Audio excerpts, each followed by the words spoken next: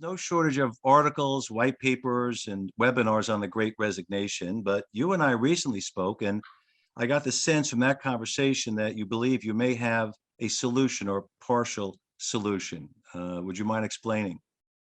With pleasure. Thank you very much, Frank. Basically, it is about people being in a flow. Have you heard about the flow concept? Sure, absolutely. Developed at the Harvard by a professor called Csikszentmihalyi, very easy spellable name. What Csikszentmihalyi basically says is there must be a correlation between challenge and skill set, right? And only when you're in the flow, so your skill level is matching the challenge, you're fully enjoying what you're doing, right? I was enjoying math when I started cracking complex challenges at school, right? And once I'd done something right for the 5th, 10th time, I started feeling like, yes, I'm getting there, etc. I have it as well when I'm running, when I cycle on a sunny day, right? And the big question is, does the employer ask him or herself, are my people in the flow or not? Mm-hmm. Mm-hmm. No, this is an interesting point. So I guess your thesis is one of the reasons why so many people are resigning or not going back to work is lack of maybe gratification, lack of engagement. Is that the assumption? Yes, in a way, and I want to illustrate it with a little bit of more details, right? As I mentioned earlier, when you are in the flow, you're equipped to do a challenging job, right? And then imagine what happens when the challenge is increasing. Someone, for instance, gives you a new job that you're not ready for. So the skill level is not yet upgraded, but you still have to deliver. Natural state is to get stressed, and there is only 2 ways out. Number 1, you're getting trained, or you survive on the job and you're learning because you're extremely intelligent. Another way to deal with that is to basically automate and ensure that your stress level goes down, right? So someone who is elevated to do team leadership on top of their accounts payable job, right? Processing invoices, very simplistic example. When you can relieve this person from the burden of delivering certain number of transactions completed during the day through automation, you definitely have more time to get upskilled and learn. So that's one dimension.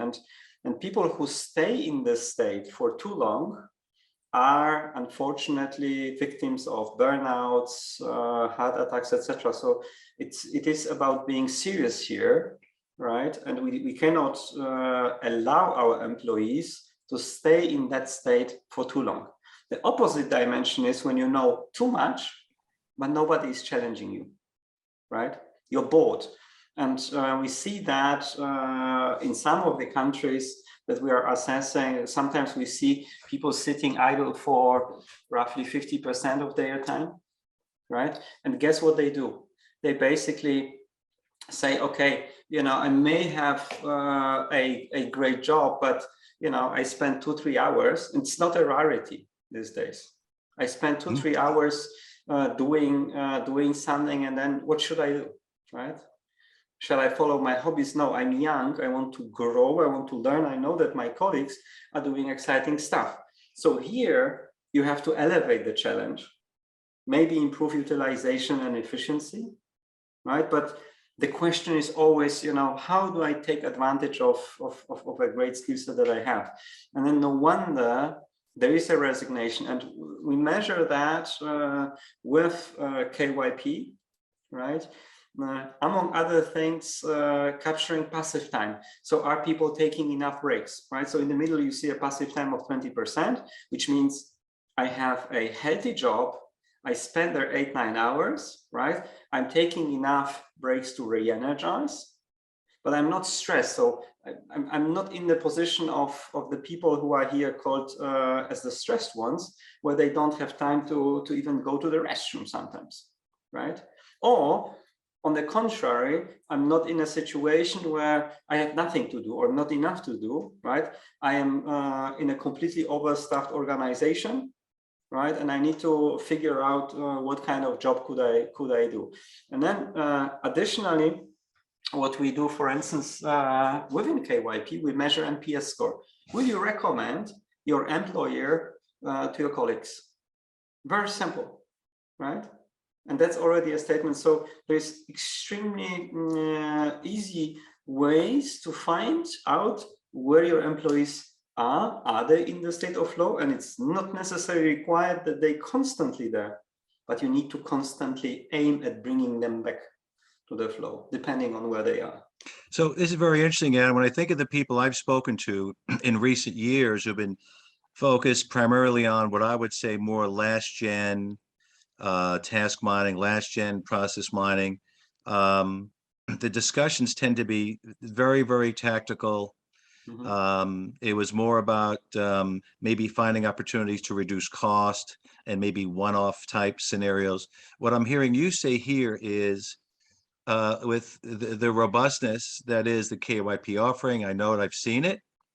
The holistic approach of people, process, and technology, and more of what many are calling now a process intelligence type approach. What I'm hearing you say is the use cases are much more strategic and timely, much more around employee satisfaction, overall employee, let's say, gratification, and then maybe as important as the others, maybe more so, employee retention.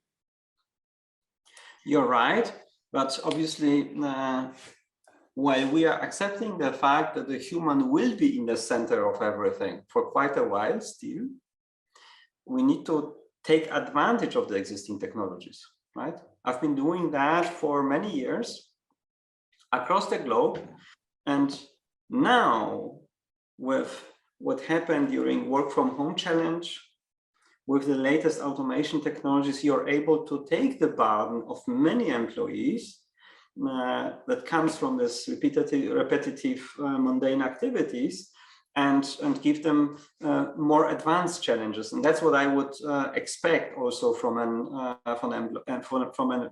responsible employer.